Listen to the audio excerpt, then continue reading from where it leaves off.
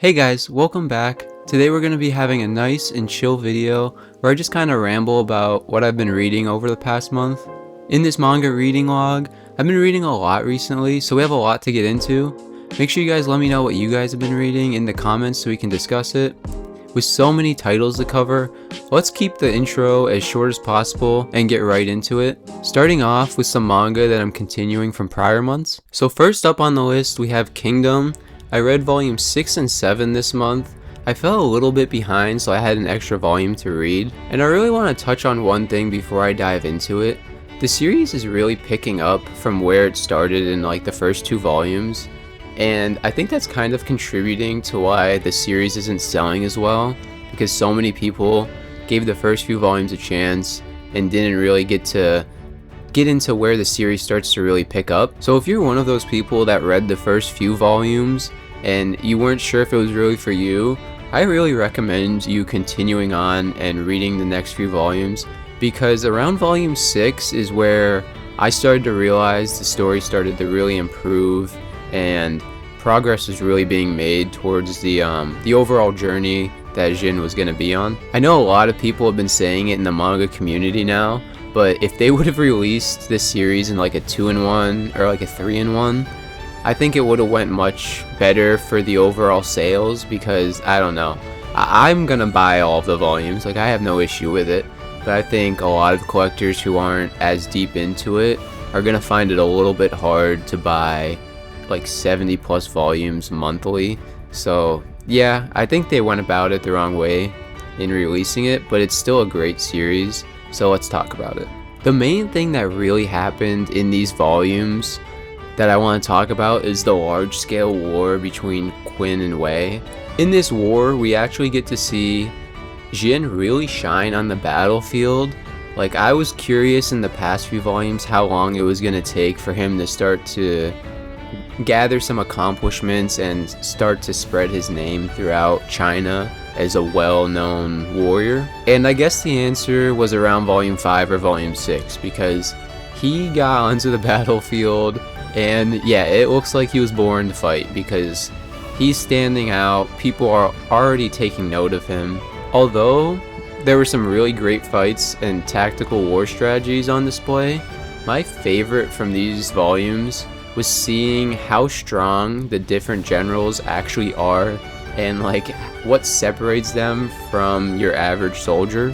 And I'm sorry if I mispronounced some of these names, but I'm gonna try my best. So you had 2 generals in this battle. You had General Wu Qing, who was fighting for Wei, and he had like tribal painting on his face, and he was much more tactical and was more about the greater whole than him himself. And then you had Biao Gong, who was fighting for Quinn, and he just charges headfirst into every battle, and he himself kind of is the problem on the battlefield. And we get to see these 2 generals face off, and it is honestly one of the most suspenseful fights in the manga so far. And once again, it really goes to show how far Jin has to go to become a general and reach his goal. So yeah, I really love these volumes and what they brought to the table. Another aspect of these volumes that I really liked was when Jin and General Wang Li were just sitting on the mountaintop, kind of just watching the battle unfold as like a third party. Jin was able to stand shoulder to shoulder with the general and basically hear from him himself how the battle was unfolding and how different aspects of an army have an effect on the overall outcome of the war.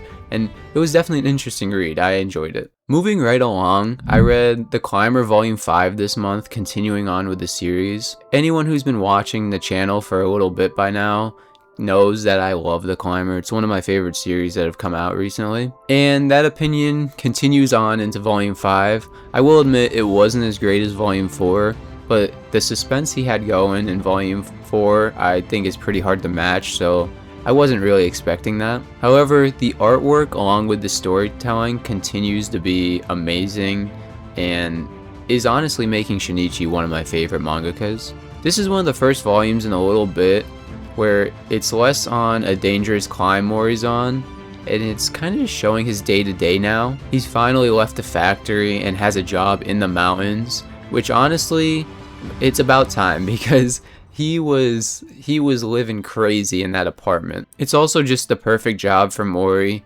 because he's all alone and all he's doing is just testing snowfall to see, kind of track weather patterns, I guess. And he actually got this job from recovering something from the last volume. If you've read the manga, you know what I'm talking about.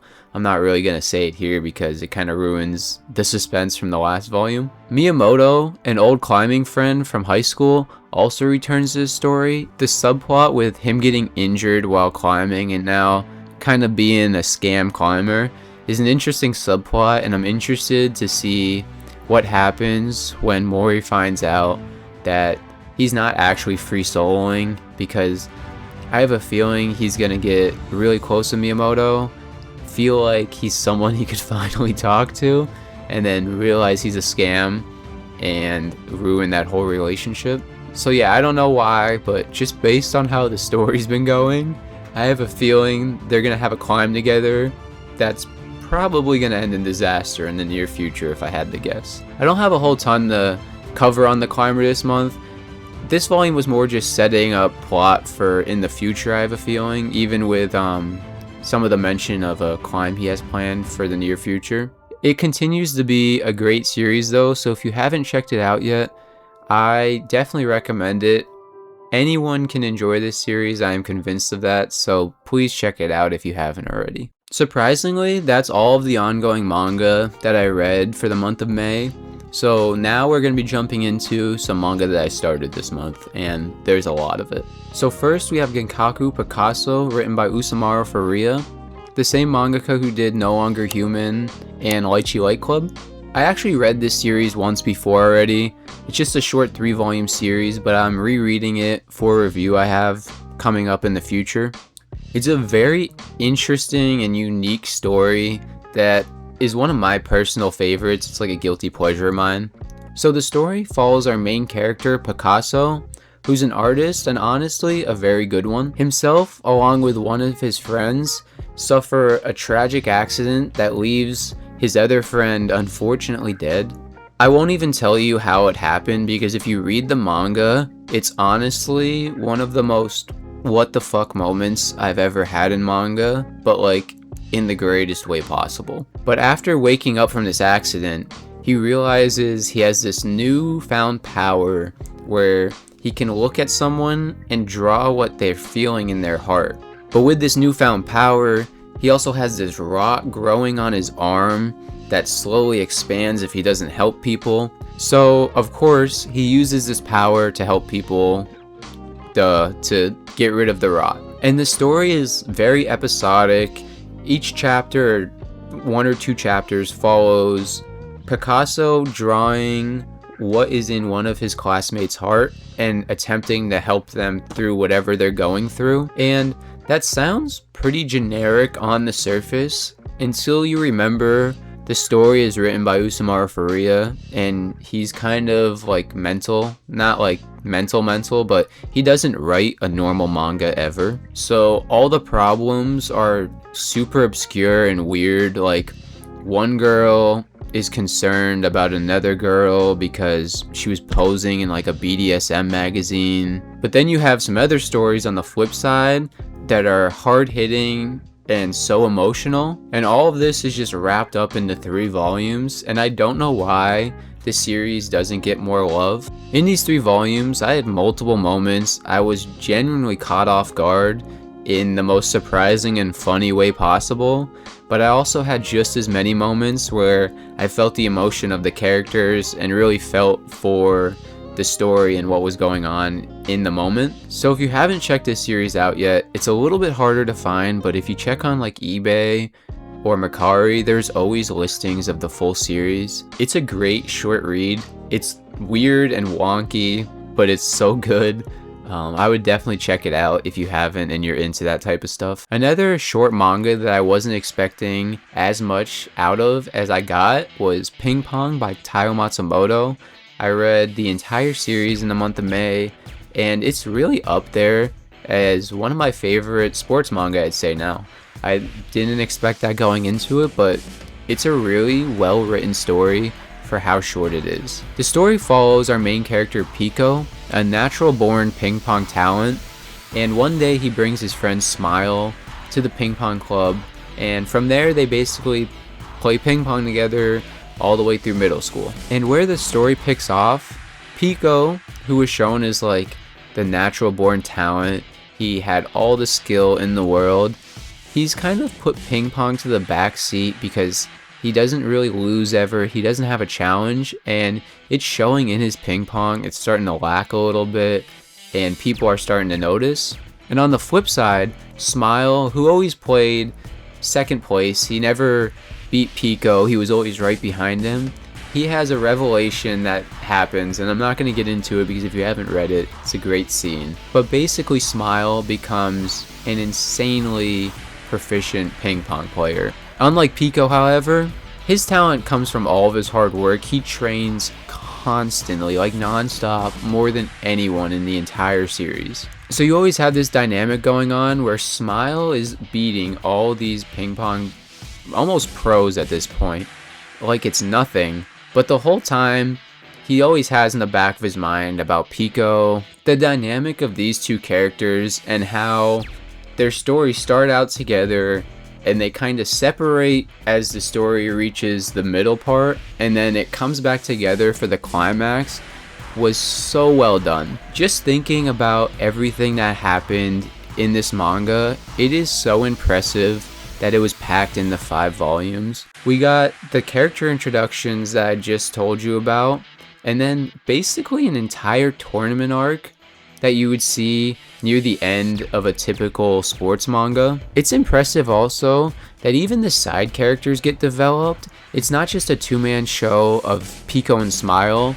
During the tournament, pretty much everyone they face leading up to the final is someone we've heard about before and have some level of understanding of their motivation to be at this tournament. I wouldn't say there was a point in the story where I was ever rooting for someone playing against Pico or Smile, but you could definitely see their motivations and appreciate them as a character and not just someone to be beaten, which I feel sports manga sometimes suffer from, where the opponent is just a faceless person and you know they're gonna get whooped because of it. I think I'm just going to leave it there for my explanation of the series.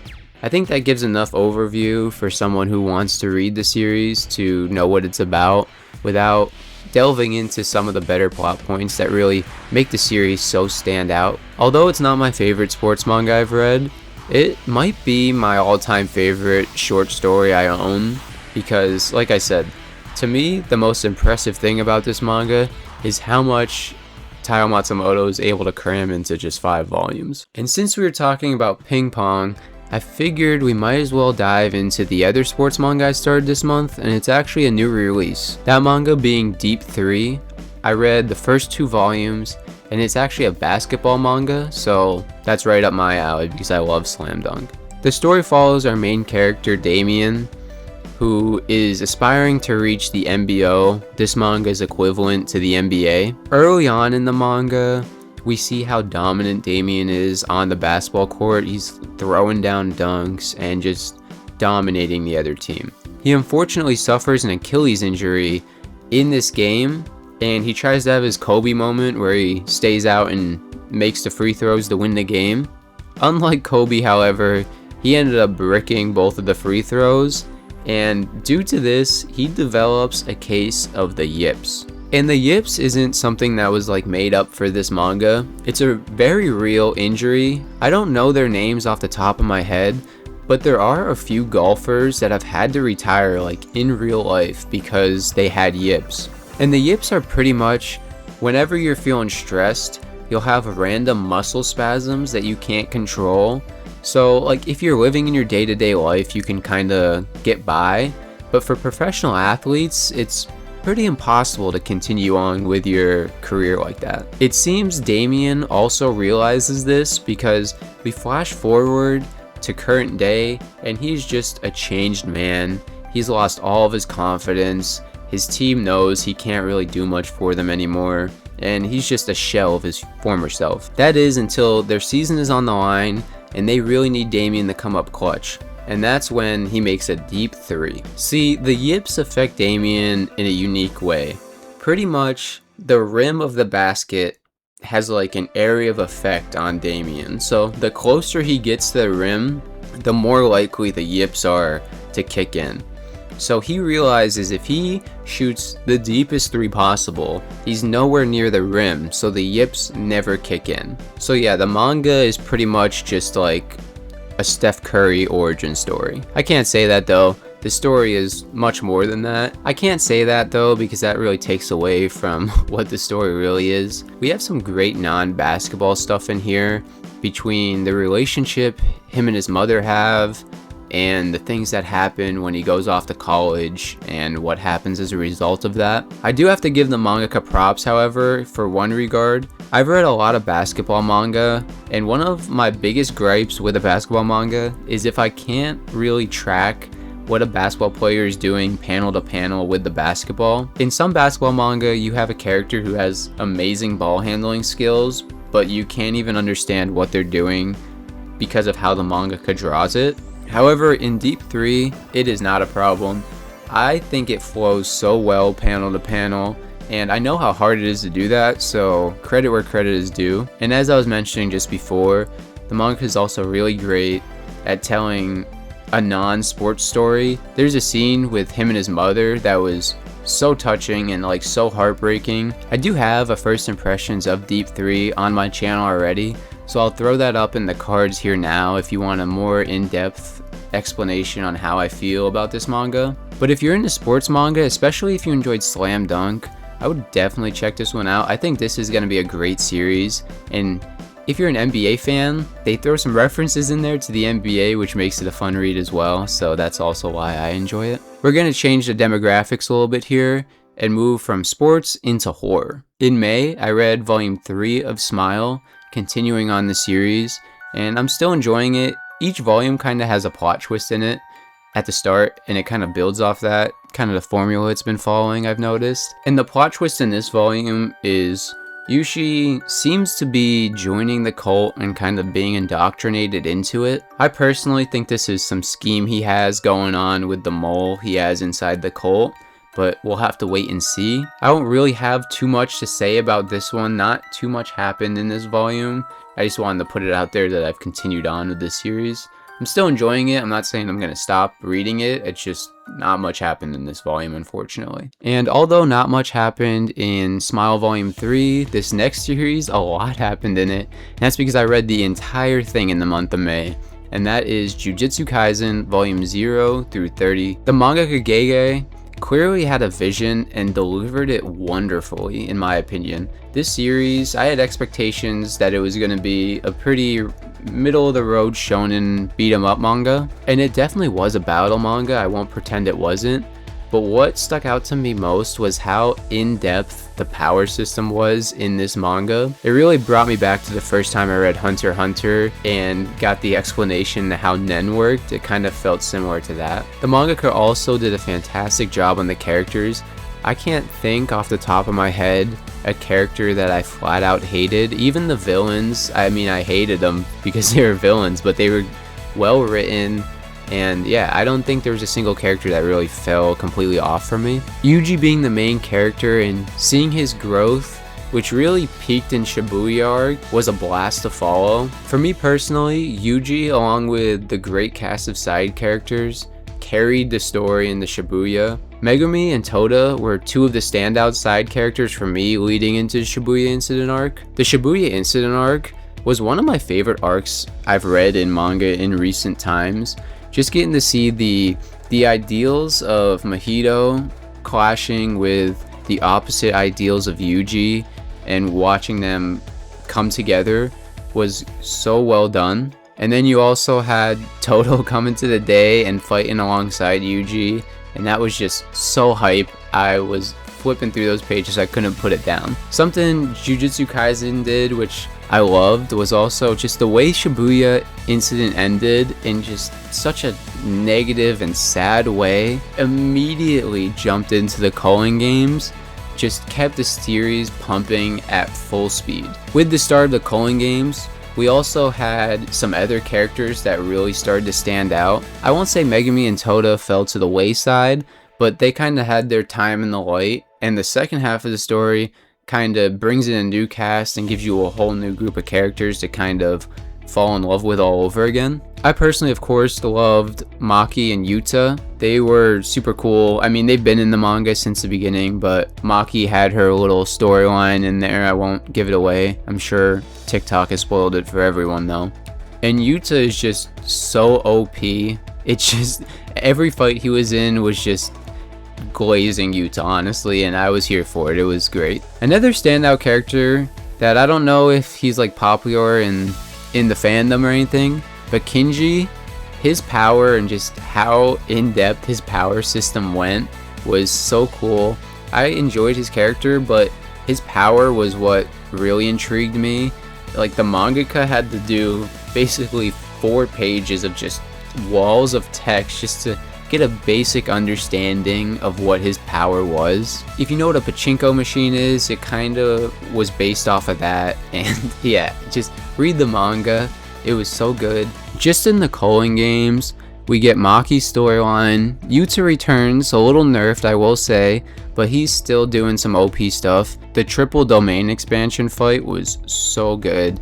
And then you had Kinji fighting down there too. That was probably where the story peaked for me personally. I thought that was the peak of the story. And it's relatively new, so no spoilers. I'm not gonna give anything away. The final fight between Sukino and Gojo was, it was definitely something. I started to realize near the end of the manga that the fights were starting to become very hard to follow, and the Gojo and Sukino fight was no different. The fight itself, like, the idea of the fight itself was very well written. It was just them battling back and forth with domains. But the way it was drawn onto the manga made it very hard to understand what was really happening, which is a shame too, because if it was drawn and paneled in a way that it was easier to follow, it probably would have been by far the best fight in the manga for me. And I didn't have too much of a gripe with the ending of the story. However, the epilogue kinda ruined it for me. It felt like the mangaka himself was just sitting there explaining to me why everything that was weird happened and how everyone that's still alive is still alive. I'm trying not to say too much so I don't spoil it for anyone who hasn't finished it yet, but I'll just say the Shibuya incident arc was fantastic. The Culling Games arc, although some people disagree, I think that was also fantastic. However, once we got to that final fight, I think the story kind of lost the plot for me. Because in that epilogue where they're trying to explain why everything is as it is, I personally was getting more confused with the more he told me. Like, they were all just sitting in a circle, just like, yeah, this is why he's alive. Oh, and this is why my power worked. Like, but it wasn't that simple, and it was so, I don't even have words for it. This isn't me saying Jujutsu Kaisen was bad and I don't recommend it. The opposite, actually. I enjoyed it a ton, but the mangaka really sold the ending, in my opinion. I think the ending was pretty bad.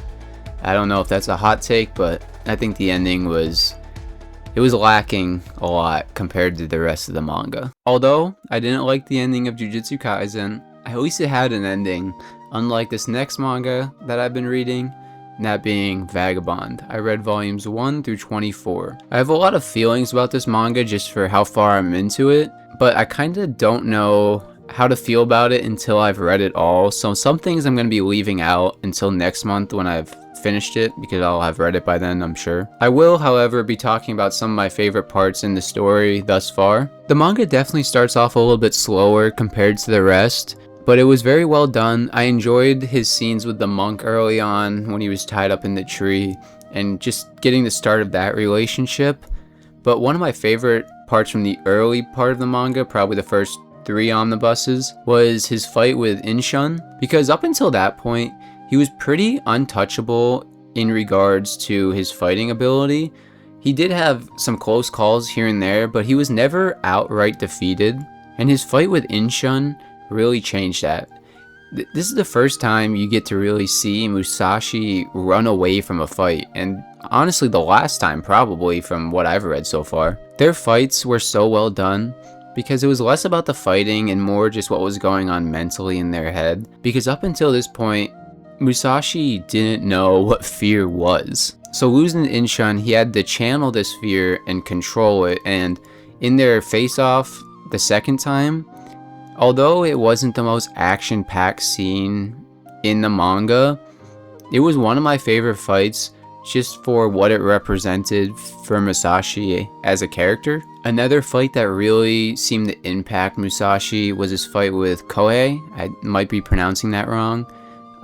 They reunite later on in the story, and Kohei seems to have realized what Musashi later realizes as the story progresses, that you don't have to live by the sword and it has to stop somewhere, so why not it be him? And this is the first kill in the manga, if I'm remembering correctly, that really affected Musashi and he felt guilt over. So I love seeing Musashi show some emotion, because most of the time he's just robotic in nature. I mean, that's how he's intended to be written, but it is nice to see some emotion from him from time to time. I don't know if this is a hot take or not, but Kojiro's part of the story was far more interesting to me so far compared to Musashi's. It's so impressive that Takiko Inoue was able to write a mutant death character that you can really feel for. It felt as though the longer you read Kojiro's story, the more you started to understand and almost hear what he was saying, even though he wasn't saying anything at all. And that was definitely the intention, because you start to notice in the fights, compared to Musashi where it's just fighting, no talking, Kojiro, every single person that fights him said, like, in some way says, oh, I wish I could get to know him. I feel like I've never talked so much through the blade before than with Kojiro.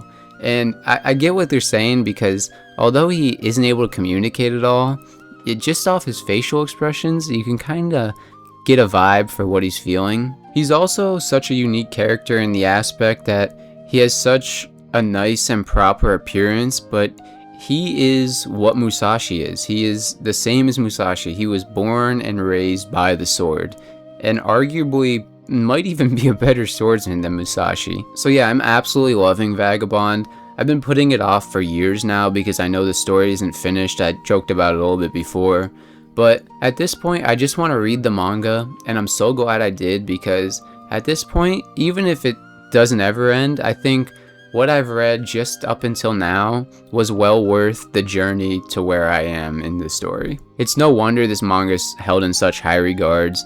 It explores so many different themes, and each of the characters have such a unique perspective on life, from the swordsman to all the mentors he gets along the way. I just love this manga. I think it's really great. I did unfortunately save the best for last though, so that wraps up this video. That is everything I've read in the month of May. I know this video is a few days late, but it's because I've been reading so much, and I underestimated how long it was going to take to edit this video, because I didn't think I was going to ramble for this long. So yeah, sorry about that. I'll have to start this video a little bit sooner next month for the month of June. I should have a review coming out this month of Aoashi, the new soccer manga. But until then, if you guys enjoyed the video, make sure to hit the like button. And if you want to stick around to see some more content that I have coming out in the future, make sure to subscribe so you don't miss the videos. I'd also love to hear what you guys read last month. I always get great recommendations from people in the comments, so if you guys have any manga that you've been reading that you think I would enjoy based off of what I'm reading, definitely let me know. I respond to all my comments, so I will definitely get back to you. And until the next video, I'll see you guys next time, and make sure to enjoy some manga.